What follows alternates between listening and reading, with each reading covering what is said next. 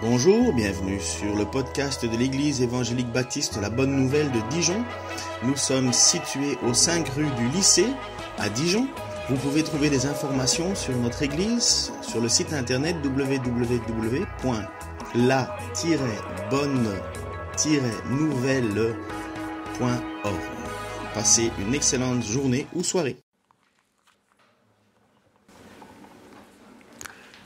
Bonjour à toutes et à tous, que le Seigneur vous bénisse. C'est vrai, comme nous venons de chanter, tu es saint, je désire te voir. Que son nom soit glorifié. Le thème de mon message pour ce matin est la grâce de Dieu dans le jardin.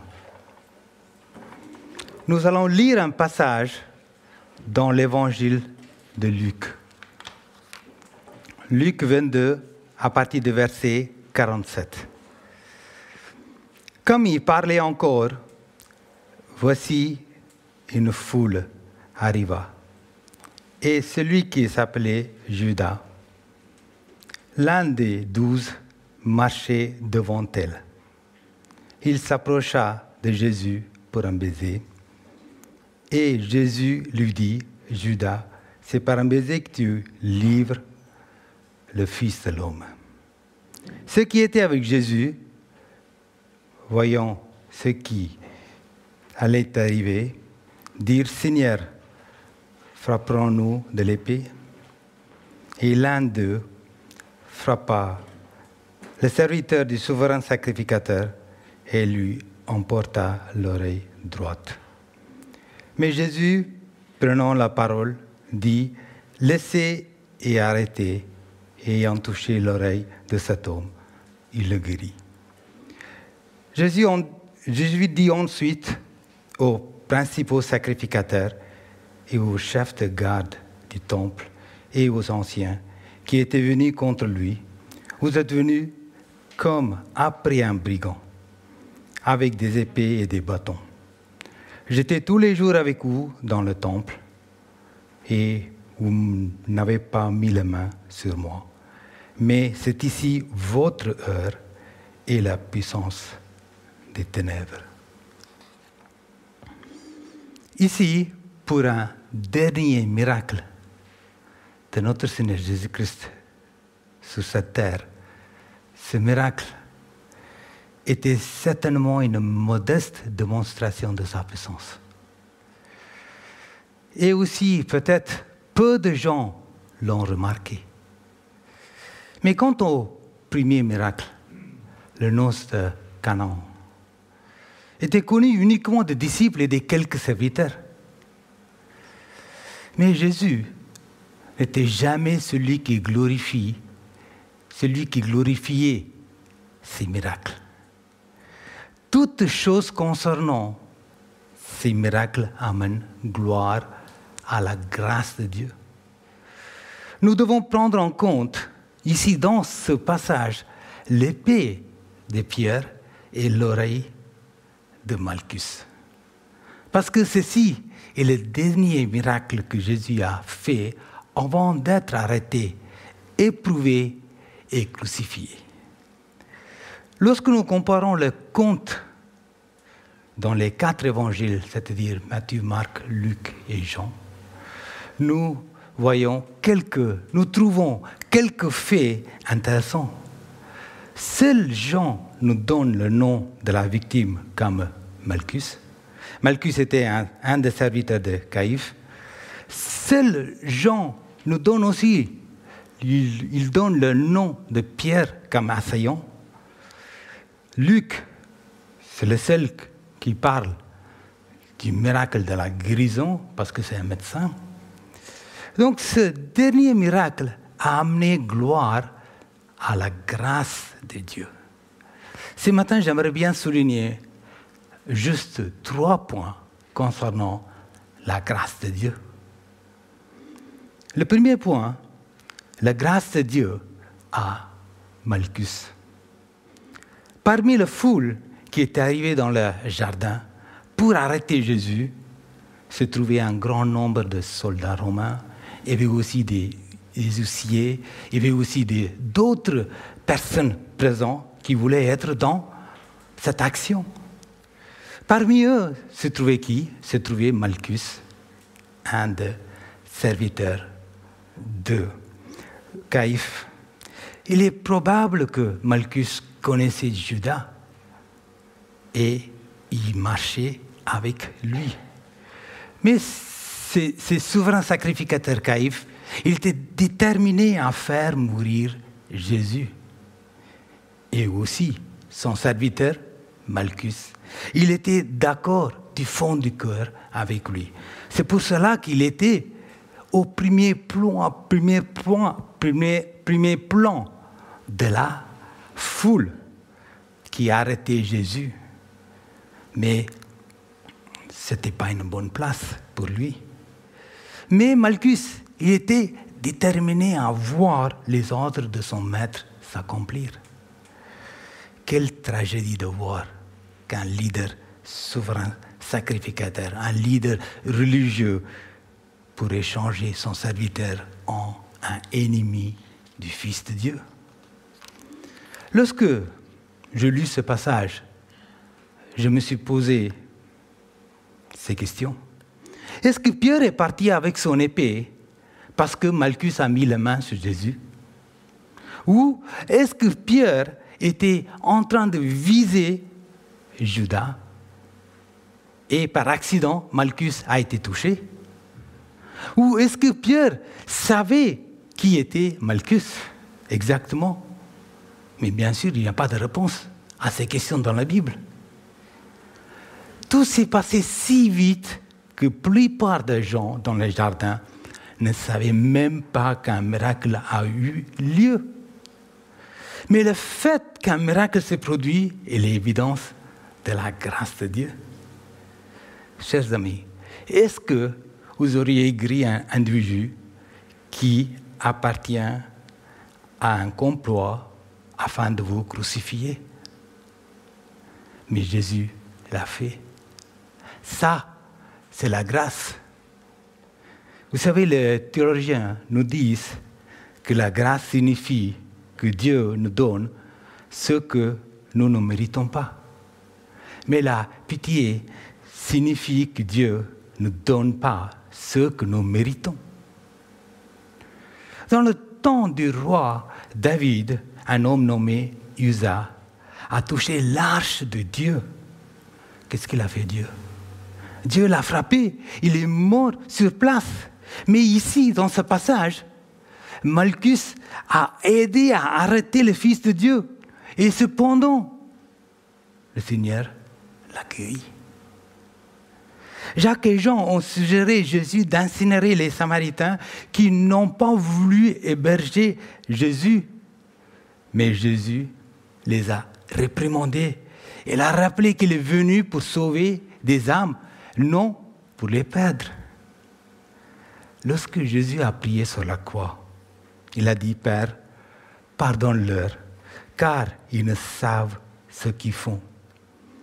Donc, il a aussi inclus Malchus et les soldats dans sa prière. Jésus a enseigné aux disciples de rendre l'amour pour la haine. Rendre l'amour pour la haine. Il a pratiqué ce qu'il a prêché. Pierre en parle à ce propos dans 1 Pierre 2, verset 21. Christ aussi a souffert pour vous. Vous laissant un exemple afin que vous suiviez ses traces, lui qui n'a point commis de péché, et dans la bouche duquel il ne s'est point trouvé la fraude, lui qui injuriait, ne rendait point d'injures, maltraitait, ne faisait point de menaces, mais s'en remettait à celui qui juge justement. Donc Jésus, il a démontré son amour et sa grâce. Ensuite, dans Matthieu 26, 53, penses-tu que je ne puisse pas invoquer mon Père qui me donnerait à l'instant plus de 12 légions d'anges?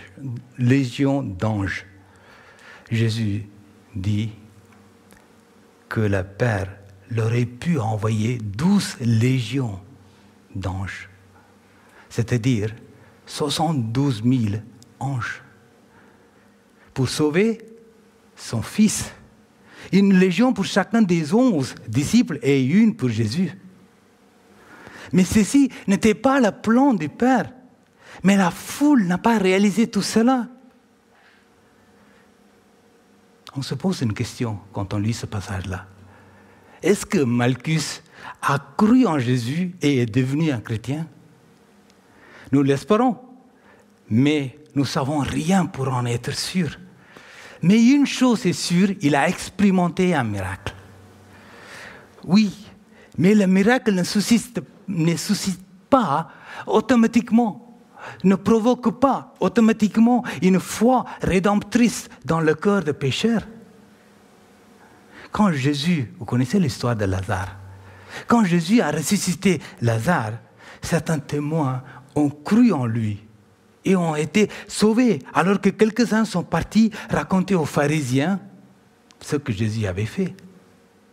Nous lisons dans Jean 12, verset 37, « Malgré tant de miracles qu'il avait fait en leur présence, ils ne croyaient pas en lui. » Nous savons que Jésus a révélé sa grâce à Malchus en arrêtant Pierre de continuer son attaque et puis en guérissant son oreille.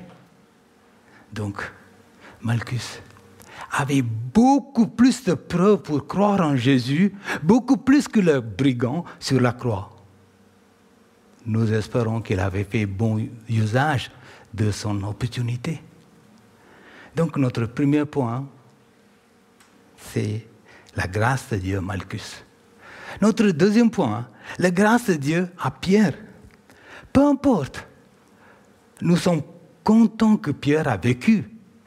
Et aussi, nous sommes contents que Jésus l'ait trouvé.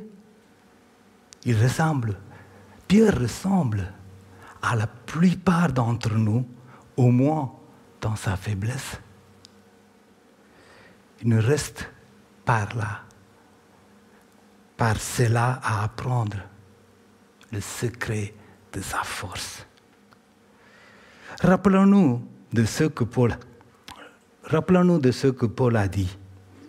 Ainsi donc que celui qui croit être debout prenne garde de tomber. C'est vrai, nous sommes tous faits d'argile. Et nous ne sommes pas encore devenus des rochers. Du partage de pain dans la chambre haute au maniement de l'épée dans le jardin, Pierre a traversé un chemin difficile et dangereux. Il avouera tout cela et de sa faute. Pourquoi? Parce que Pierre a parlé, alors il aurait dû écouter. Il se vantait, alors il aurait dû craindre. Il a dormi, alors il aurait dû prier. Il se disputait, alors il aurait dû se soumettre. À la fin, Pierre est attaqué au mauvais ennemi. Parce que c'était qui l'ennemi?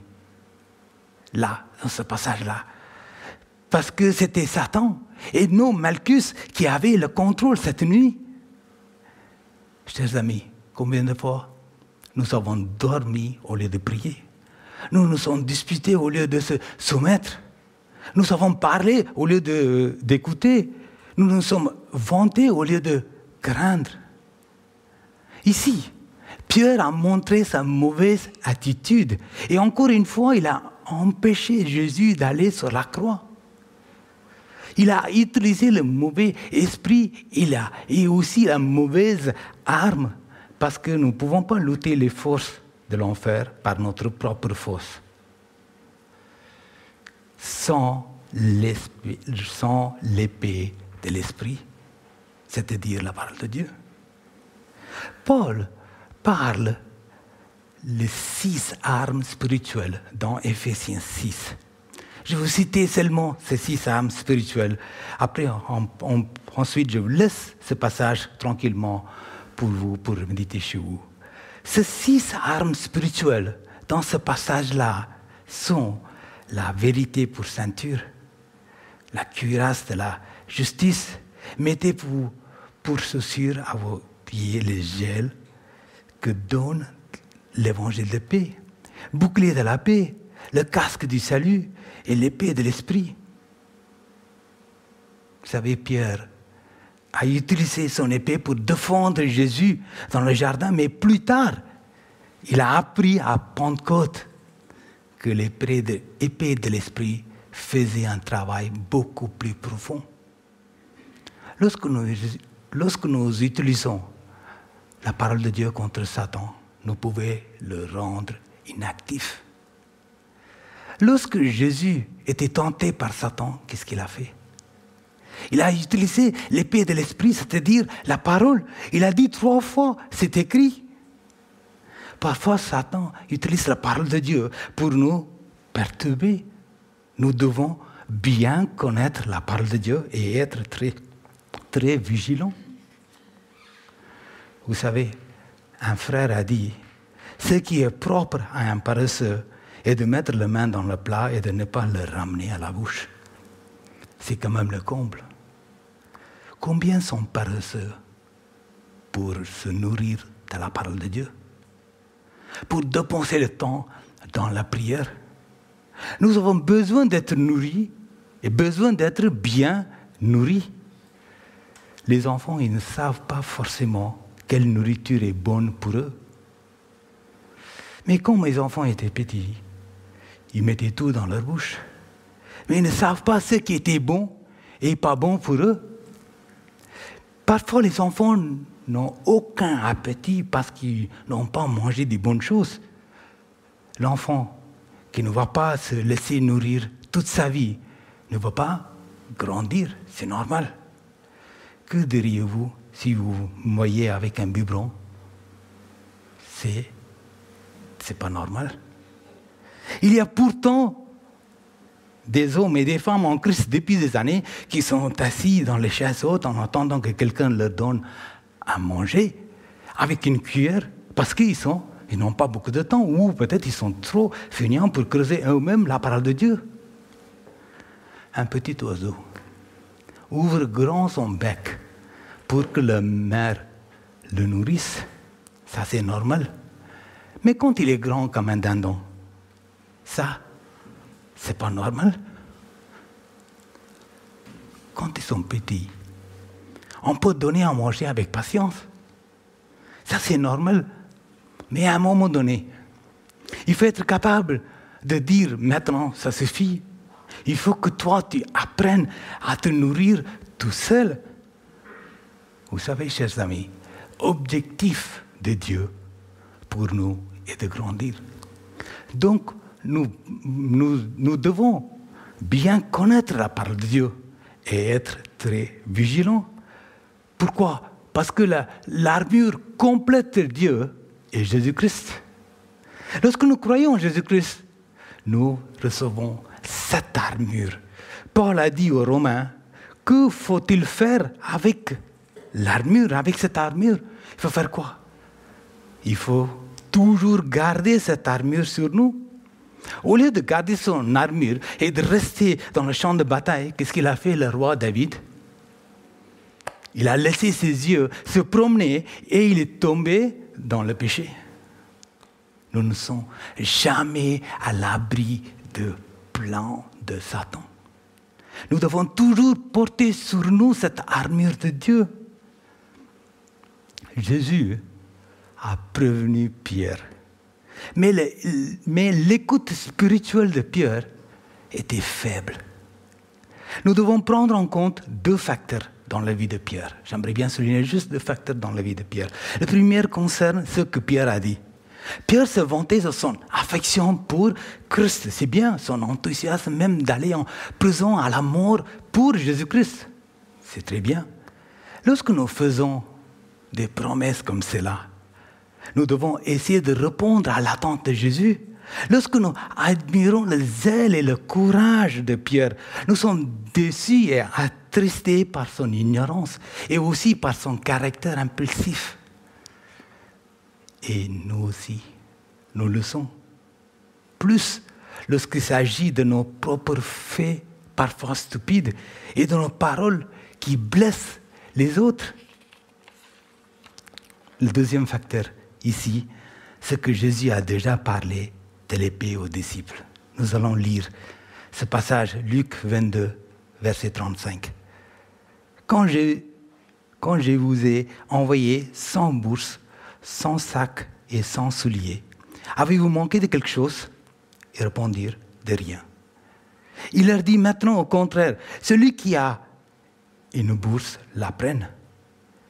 Que celui qui a un sac le prenne également. Et celui qui n'a point d'épée vend son épée et achète une épée. Vend son vêtement et achète une épée.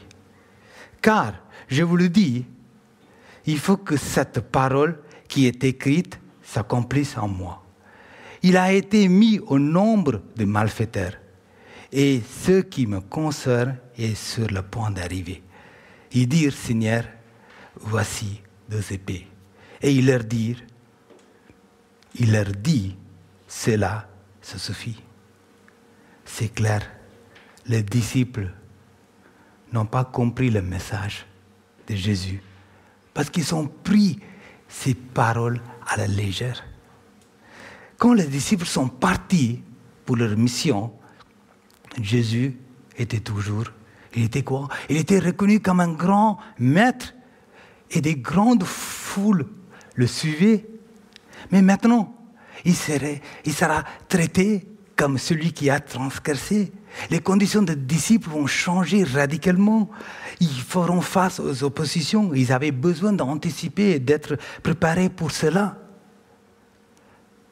Les paroles de notre Seigneur, cela suffit, ont été dites avec tristesse et montrent que Jésus il a été peiné par leur manque de perspicacité. Jésus n'a jamais donné le droit de défendre par une épée. Non. On ne défend pas le royaume spirituel de Christ par des armes matérielles. Mais par quoi? Par sa parole, par l'épée de l'Esprit, comme l'a fait Pierre à la Pentecôte. Car la parole de Dieu est vivante et efficace, plus tranchante qu'une épée quelconque à 2 tranchants. Pierre, ici, il a mal compris. Il a mal interprété la parole de Dieu. Donc, il a désobéi le Seigneur, mais dans sa grâce, Jésus l'a secouru. Il a empêché Pierre d'utiliser davantage l'épée. Il a réparé la blessure que Pierre a causée à Malchus. Si Jésus n'était pas intervenu, les soldats romains l'auraient amené Pierre en garde à vue, ainsi que Jésus-Christ aussi. Lorsque Pierre a dédié sa première épître à Silas, on se demande si cet événement dans le jardin lui est venu à l'esprit quand il dit « Soyez soumis à cause du Seigneur à toute autorité établie parmi les hommes. Ne rendez point mal pour mal et ou injure pour injure. Bénissez au contraire. » Est-ce que les paroles de Pierre viennent à notre esprit lorsque nous sommes tentés de riposter? Est-ce que la parole de Pierre vient à notre esprit lorsque nous sommes tentés de riposter? Peut-être je me trompe. J'ai un sentiment que le travail de Christ a été plus endommagé sur terre par les disciples gelés comme Pierre, maniant leur épée, que par des gens hypocrites comme Judas, donnant un baiser. La plupart des gens ne portent pas d'épée de ces jours-là, mais nous blessons souvent les autres par nos paroles impulsives. Nous lisons ici dans Proverbe 12, verset 18. tel qui parle légèrement blesse un glaive, mais la langue des sages apporte la guérison. Peut-être si nous avons la coupe dans nos mains, nous n'utiliserons pas l'épée. Pierre avait confiance en lui-même. Cela est un avertissement pour nous parce que personne ne peut connaître son propre cœur. On connaît très bien l'histoire d'Abraham. La grande force d'Abraham, c'était quoi? Était sa foi. Mais il a chuté dans sa foi. Lorsqu'il était en Égypte, qu'est-ce qu'il a fait? Il a menti concernant sa femme, Sarah.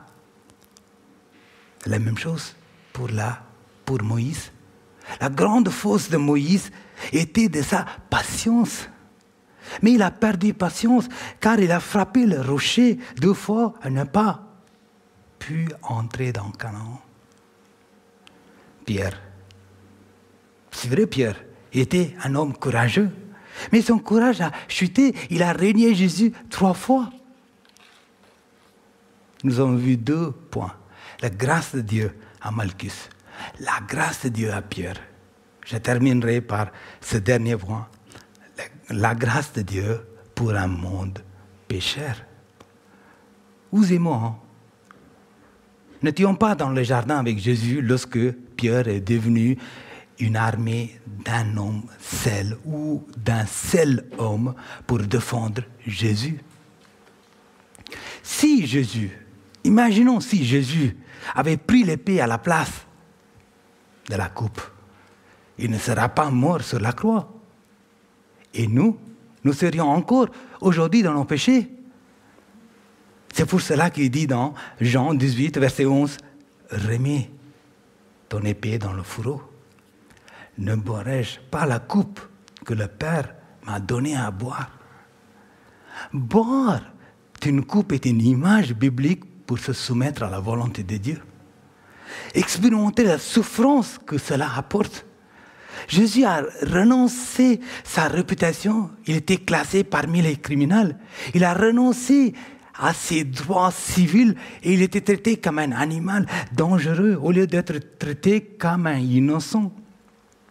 Jésus aurait pu appeler 72 000 anges pour le délivrer. Oui, mais il a fait quoi?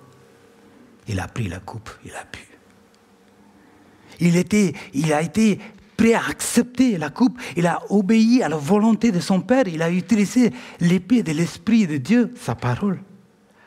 Quand Dieu a vu que nous faisons un gâchis de notre vie, il aurait été dans son plein droit d'exercer la justice. Mais il n'a pas fait. Parce que non seulement il est un Dieu juste, mais aussi il est un Dieu de toute grâce. C'est pour cela que nous lisons dans Psaume 103, l'Éternel est compatissant. Et il fait grâce. Il est lent à la colère et riche en bienveillance. Il ne conteste pas sans cesse. Il ne garde pas sa colère à toujours. Il ne nous traite pas selon nos péchés et ne nous rétribue pas selon nos fautes. Donc, le don de Dieu, c'est de nous continuer à maintenir dans sa grâce. C'est sa grâce qui nous maintient dans la vie chrétienne. Au début, nous croyons dans le salut gratuit en Christ.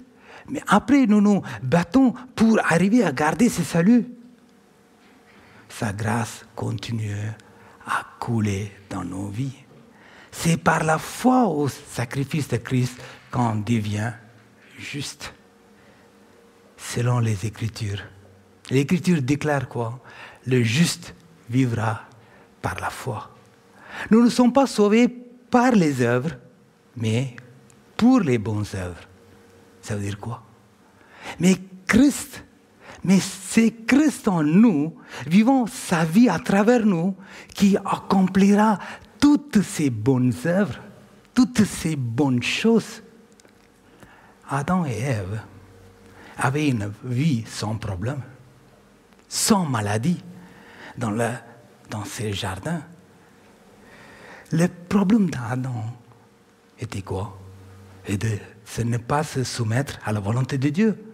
Vous savez, le premier homme au monde d'avoir eu une femme sans belle-mère, hein, vous rendez-vous compte?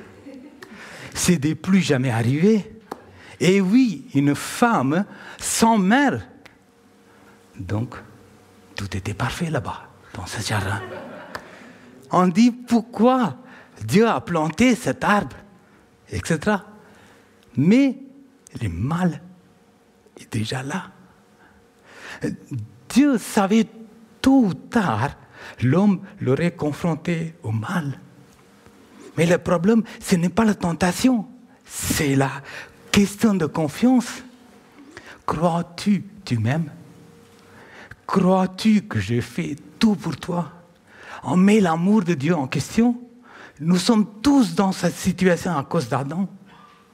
On pense même que si j'étais à la place d'Adam, je n'aurais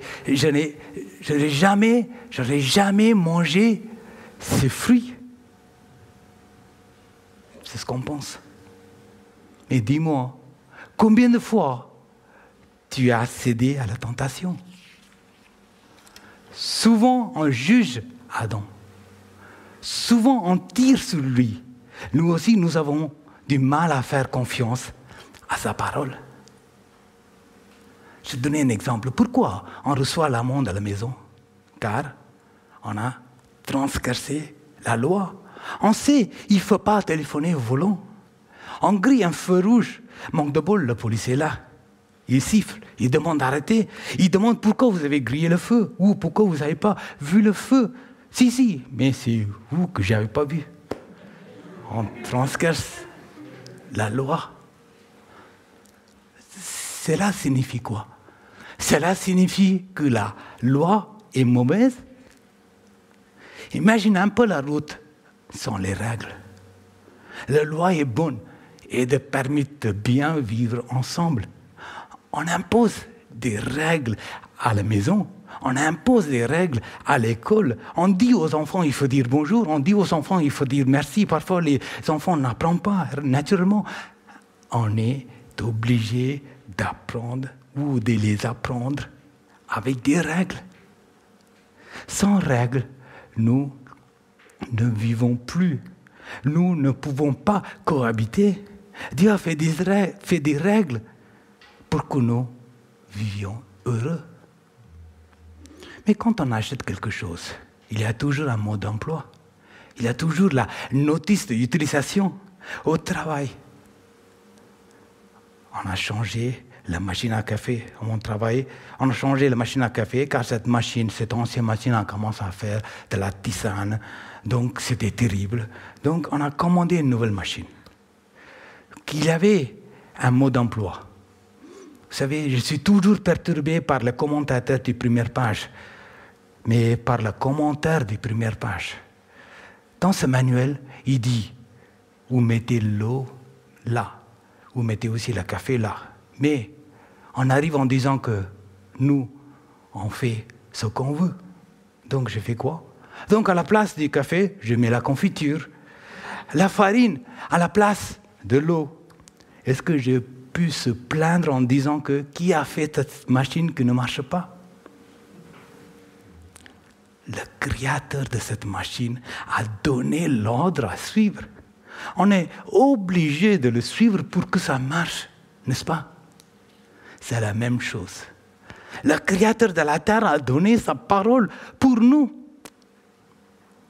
On doit croire sur ta parole. C'est vrai. Je suis surpris de voir des croyants pécher volontairement. Ce n'est pas une omission, mais c'est la commission. Je le fais. On rejette Dieu, on appelle la malédiction sur nos vies. Il y a des conséquences. Il y a toujours une bénédiction plus grande d'être fidèle à Dieu. Mais aussi, il y a une bénédiction immense à plaire à Dieu. Parfois, on se rebelle face à son plan. On fait le choix de vivre à notre manière. Ce n'est pas la manière de Dieu. Le monde, ce monde qui ne croit pas en Dieu, eux, ils vivent avec les valeurs du monde. Au moins, ils sont cohérents. mais les croyants. Vous savez, le sens de péché en grec, c'est l'égarement. C'est rater la cible. C'est une déviation. Dieu a fixé une cible et le centre de la cible que Dieu a fixé pour toi et moi. C'est le centre de la cible que Dieu a fixé pour toi et moi. La cible de Dieu est la meilleure. Notre péché a fait rater cette cible. Donc, nous sommes éloignés de Dieu. Dieu a envoyé son Fils unique pour redresser notre trajectoire. Conséquence de péché, nous sommes privés de la gloire de Dieu. Vous voulez voir les conséquences d'être enlevé la gloire de Dieu? Regardez le monde. Même les croyants ne savent plus où ils en ont. Le monde lui-même, il ne sait pas où il en est. C'est du résultat de la relation rompue avec Dieu. Oui, c'est vrai. En ce moment, avec ce virus, un qui est pour la vaccination, l'autre est contre la vaccination, un qui est pour le pass sanitaire, l'autre est contre le pass sanitaire. Toi, tu es au milieu. Tu es complètement perdu. Il nous faut des hommes et des femmes matures pour prendre la direction. Dieu dirige toutes choses. Dieu conduit toutes choses. Il a cette direction. Il n'a pas perdu l'autorité. Est-ce que je peux vous dire quelque chose ce matin? Les premiers qui sont péchés, c'était qui? C'était des croyants. Non pas des non-croyants. Adam et Ève croyaient en Dieu et ont parlé avec lui tous les jours.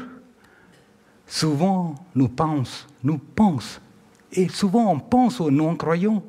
Mais la Bible dit que le jugement commence par la maison de Dieu. On pense aux autres, mais c'est moi. Mais c'est chez moi ça commence. Combien de croyants ne vivent plus la communion avec Dieu? Combien de chrétiens vivent son sec? Ils disent que je traverse un désert. Non, souvent on vit dans le péché. Souvent, on est comme le peuple d'Israël qui était en bataille contre les Philistins. Là, ils ont fait quoi? Quand ils étaient en bataille contre les Philistins, ils ont cherché l'arche de l'Éternel. Ils pensaient que cette arche va leur donner la victoire. Ils avaient devenu superstitieux. Oui, ils avaient oublié la présence de Dieu. Ça ne dépend pas du coffre. Mais la présence de Dieu dépend d'abord de l'obéissance à Dieu, se soumettre à sa volonté. Il y a aussi des chrétiens superstitieux aujourd'hui, parce qu'il a lu la Bible, parce que j'ai prie, donc Dieu est avec moi. Non, ce n'est pas vrai. On peut être comme Israël, comme ce peuple d'Israël avec l'arche d'alliance, mais ils ont perdu la bataille avec 30 000 hommes. Oui. Chers amis, tu peux même coucher sur ta Bible. C'est la superstition. Qu'est-ce qui compte? C'est ton obéissance à Dieu.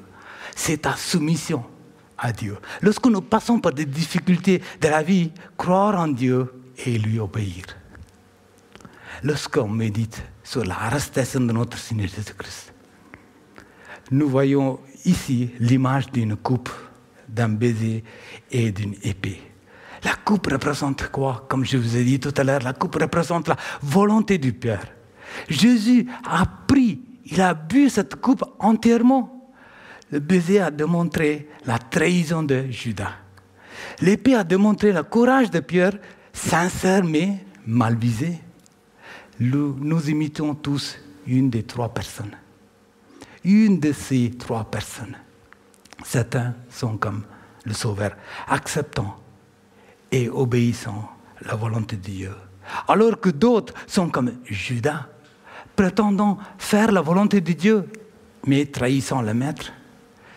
Peut-être que plusieurs d'entre nous sont comme Pierre, résistant à la volonté de Dieu. Pensons qu'ils font le travail de Dieu en commençant par une lutte ou par une dispute. Nous avons vu 3 points ce matin dans ce passage-là. Grâce de Dieu à Malchus. Comme Malchus, parfois, nous avons eu beaucoup plus de preuves pour croire en Jésus. Est-ce que nous avons fait le bon usage de cette opportunité? Deuxième point, la grâce de Dieu à Pierre. La grâce de Dieu à Pierre. Est-ce que nous utilisons la parole de Dieu contre Satan? Et le troisième point, la grâce de Dieu pour un monde pécheur. Jésus-Christ, il aurait pu se sauver lui-même, mais il a choisi de nous sauver. La grâce de Dieu était présente dans le jardin ainsi que sur la croix du calvaire. La grâce de Dieu nous est disponible du trône de grâce où Jésus y règne maintenant. Pierre a écrit qu'il est le Dieu de toute grâce. Qui sait mieux que Pierre? C'est vrai, il est le Dieu de toute grâce. Amen. Fermons les yeux, nous allons prier.